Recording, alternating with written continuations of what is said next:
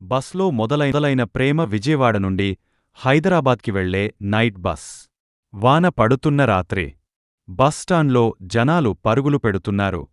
ఆ హడావిడిలో ఒక యువకుడు నిలబడి ఉన్నాడు. అతని పేరు అర్జున్. సాధారణ ఉద్యోగి. జీవితంలో పెద్ద కలలు లేవు.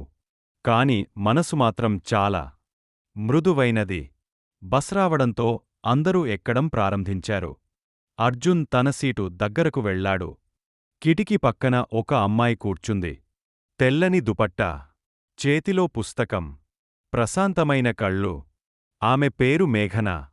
అర్జున్ ఆమెను చూసిన క్షణం ఏదో తెలియని భావన అతని మనసులో పుట్టింది. ఎక్స్క్యూస్ మీ, ఇది 21 సీట్ కదా అని అడిగాడు. మేఘన చిరునవ్వుతో అవును అంది.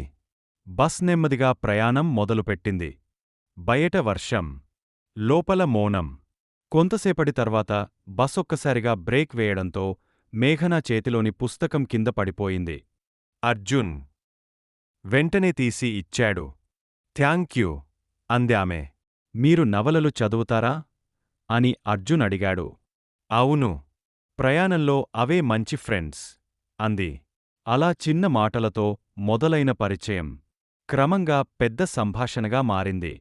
వాళ్ళు సినిమాలు, కలలు, జీవితంలోని బాధలు అన్నింటి గురించి మాట్లాడుకున్నారు. అర్జున్ తన జీవితంలో మొదటిసారి ఎవరికైనా ఇంత దగ్గరగా మాట్లాడుతున్నానని అనిపించింది. రాత్రి 1 గంట అయ్యింది. మిగతా వాళ్ళు నిద్రపోతున్నారు. కాని అర్జున్, మేఘన మాత్రం ఇంకా మాట్లాడుతూనే ఉన్నారు. మీరు ఎప్పుడూ ఇంత ప్రశాంతంగా ఉంటారా అని అర్జున్ అడిగాడు.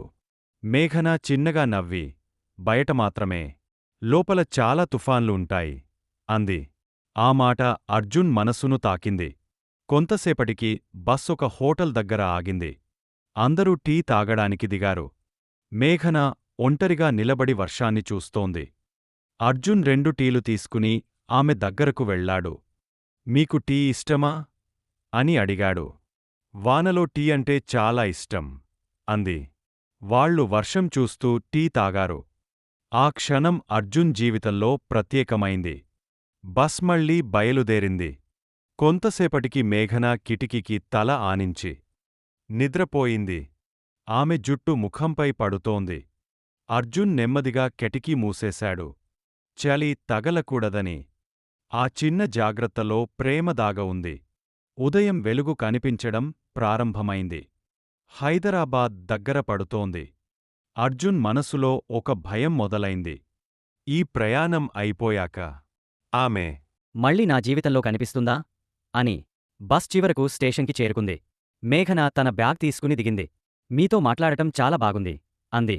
అర్జున్ ధైర్యం చేసి, మళ్ళీ కలుసుకునే అవకాశముంటుందా అని అడిగాడు. మేఘన కొద్దిసేపు మౌనంగా నిలబడింది. కొన్ని పరిచయాలు ప్రయాణాల్లా ఉంటాయి. అందంగా ఉంటాయి.